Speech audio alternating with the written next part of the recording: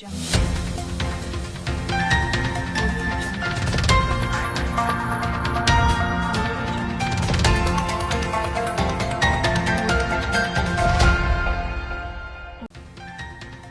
mot d'ordre de grève de l'INTM est finalement maintenu suite à l'échec des négociations entre le gouvernement et la centrale mère. L'annonce a été faite à la faveur d'un point de presse animé par le secrétaire général Yacouba Katili. Également, le Siltaï observe une grève de 72 heures du 24 au 26 mai 2021. 3 points sont à l'ordre du jour. Nous y reviendrons plus en détail. Voilà, c'était là pour vous le sommaire de cette édition. Mesdames et messieurs, bonsoir. Merci d'être parmi nous sur Liberté Télévision. Je le disais à l'instant, suite à l'échec des négociations avec le gouvernement de la transition, l'Union nationale des travailleurs du Mali, UNTM, a décidé à l'unanimité de maintenir son mot d'ordre de grève allant du lundi 17 au vendredi 21 reconductible, le lundi 24 au vendredi 28 de ces mêmes mois et à partir du 28 mai, la grève sera illimitée sur toute l'étendue du territoire national. Cette décision intervient au moment où le gouvernement de Mokhtar Ouane a été dissous. Reportage. Après des jours de négociations avec la partie gouvernementale, l'Union nationale des travailleurs du Mali, UNTM, vient de mettre en exécution son mot d'ordre de grève. Ainsi, cette décision intervient au moment où le gouvernement de Mokhtar Ouane est dissous par le président de la transition à travers un décret. Cependant, pour Yacouba Katile, secrétaire général de l'UNTM, des mois après la signature du PV de conciliation entre sa centrale et le gouvernement, rien n'a été fait. Conformément à la loi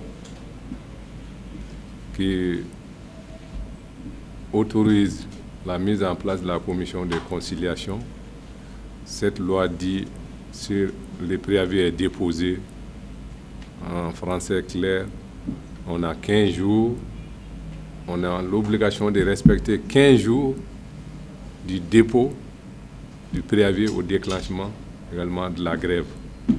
Et pendant ces 15 jours, la procédure est que le syndicat qui a déposé le préavis, le gouvernement doit réagir en demandant à ces syndicats de communiquer la liste de ses négociateurs, la liste de ses conciliateurs et éventuellement les mémoires de défense.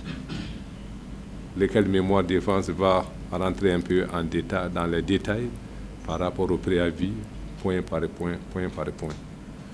Et à partir de là, le gouvernement prépare également ces éléments de réponse qui, logiquement, doivent être envoyés également aux syndicats pour permettre vraiment de savoir la réaction qui a été réservée à son préavis avant que les parties ne soient en face à face à la réunion de conciliation. Au niveau des conciliateurs, les deux parties proposent des conciliateurs. Et la loi également autorise à ce qu'on récuse lorsque on a certains éléments d'information par rapport à tel ou tel conciliateur qui peuvent nous amener à dire que ce conciliateur ne sera pas vraiment impartial. Donc les choses se sont déroulées comme telles. Malheureusement, comme je l'ai dit, il n'y a que la journée d'hier seulement que nous nous sommes rencontrés, sachant que jour ouvrable, on n'avait que la journée d'hier et aujourd'hui. Demain, c'est samedi, après demain, dimanche. Lundi, naturellement, c'est la grève qui va commencer. Alors, on ne va pas rentrer trop dans les détails, on n'en a pas besoin. Sachez que nous allons vraiment dans les dépôts de ce préavis de grève avec nos camarades dans les cadres de concertation, nos camarades de la plateforme des travailleurs du ministère de l'administration territoriale composée de 4 syndicats à ce niveau. Il y a eu un échec. La grève de l'UNTM sera observée conformément au préavis qu'on a déposé. L'État, c'est une continuité, on va continuer la bataille jusqu'à ce que vraiment on ait satisfaction. Ce que nous avons dit, c'est pertinent, c'est juste et c'est des réalités. Qu'on soit au Mali, qu'on soit en Europe, En Amérique, à tous les niveaux, c'est des réalités. Personne ne peut dévier ça. La question de justice sociale. Lorsqu'à ce niveau, le problème n'est pas géré, il ne peut pas avoir de stabilité. Venu soutenir l'UNTM dans ce combat, la plateforme d'action commune représentée par Ousmane Christian, qui était également rapporteur général de la rencontre, a mis l'accent sur les causes qui les ont poussés à quitter la table de négociation. En réalité, il y a eu 2 demi-journées de négociation. 2 demi-journées de négociation qu'on peut définir en 2 temps.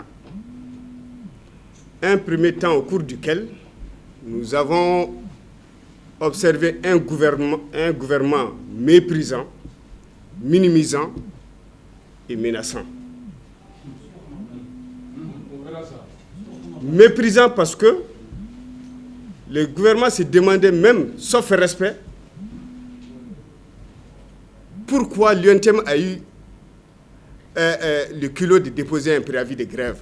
Parce qu'elle n'y voit aucune raison sérieuse. Ça, c'est le tréfonds du mépris. Minimisant, parce que le ministre, Maître Aruna Touré, il se demande au Mali, est-ce qu'il n'y a que l'UNTM? Et il se répond, au Mali, il n'y a pas que l'UNTM. Il renchérit, je refuse de le croire. Il y a d'autres partenaires aussi importants, sinon plus importants. Menaçant, le gouvernement trouve qu'il dispose de l'arsenal juridique nécessaire pour empêcher, sinon réprimer, toute manifestation, toute contestation, y compris la grève. Donc si l'UNTM avait l'outrecuidance d'aller en grève, et ils ont les moyens juridiques de l'anéantir, de l'abattre définitivement. C'est ce que cela veut dire. Et le premier, c'est la dissolution du gouvernement. Je l'ai dit, les négociations dans les 2 demi-journées, c'était en 2 temps. La deuxième demi-journée, celle d'aujourd'hui, qui n'a pas dépassé les 2 heures, on a pu observer un gouvernement plus humain et un peu plus humble. Le ton a radicalement changé. Est-ce parce que la dissolution était déjà connue? C'était pour donner un bon au revoir, afin qu'on se quitte en bon copain?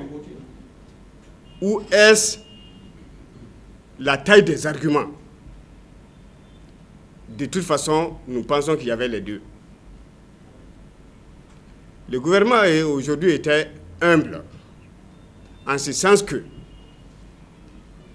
sans le dire sous le couvert, de façon visible, devant tout le monde, ils ont reconnu que toutes les injustices décriées par l'UNTM sont réelles.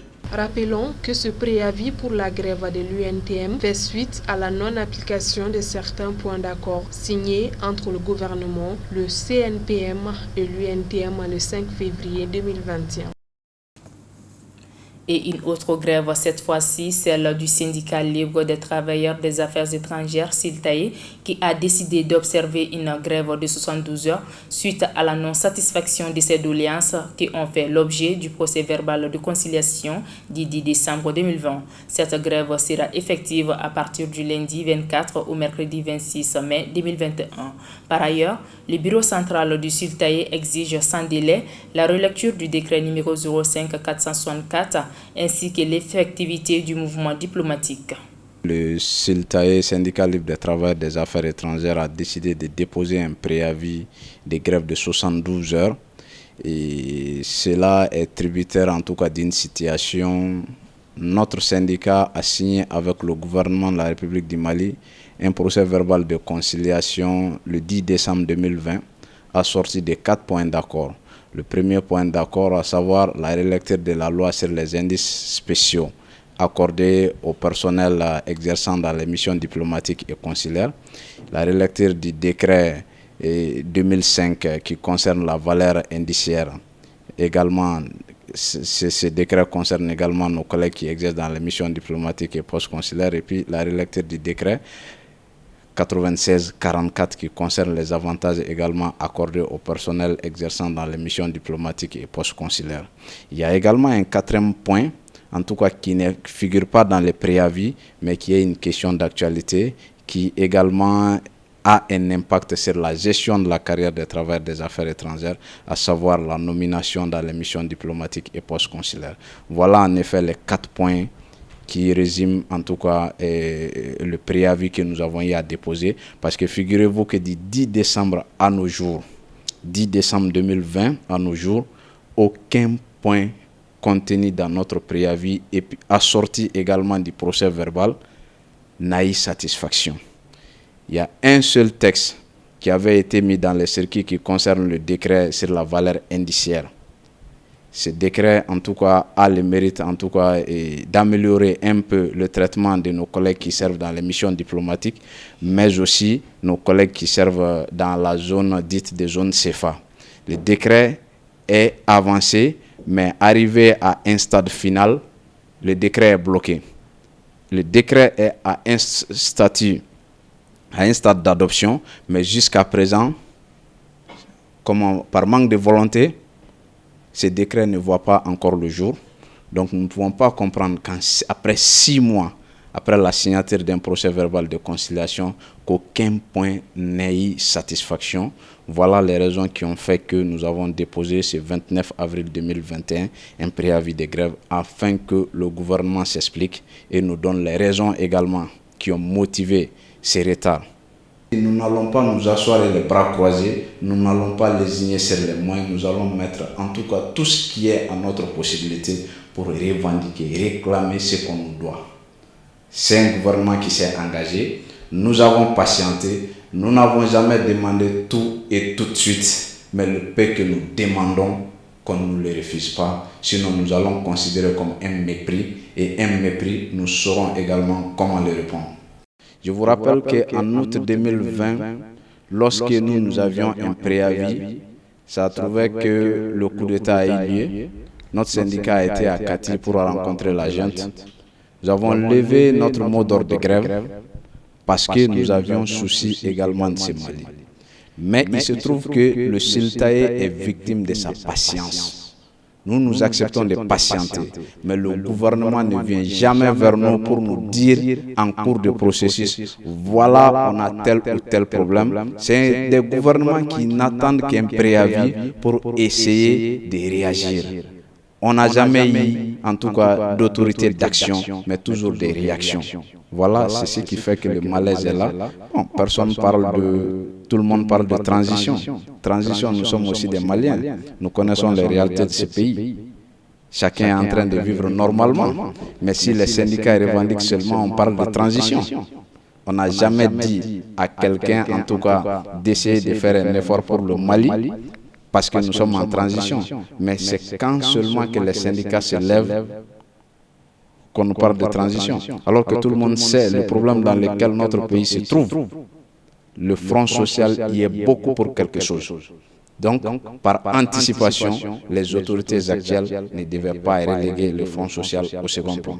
La mise en exécution de notre préavis, naturellement, du 24 au 26 mai 2021, nous allons en tout cas mettre en exécution notre préavis jusqu'à ce que le gouvernement décide en tout cas de respecter ses engagements contenus dans le procès verbal du 10 décembre 2020. Et également, je rappelle une autre situation qui est une question d'actualité. Le gouvernement en tout cas s'amuse en tout cas à occulter une situation qui est également du ressort de la protection de la carrière des travailleurs du ministère des Affaires étrangères, notamment la nomination dans les missions diplomatiques et post-consulaires.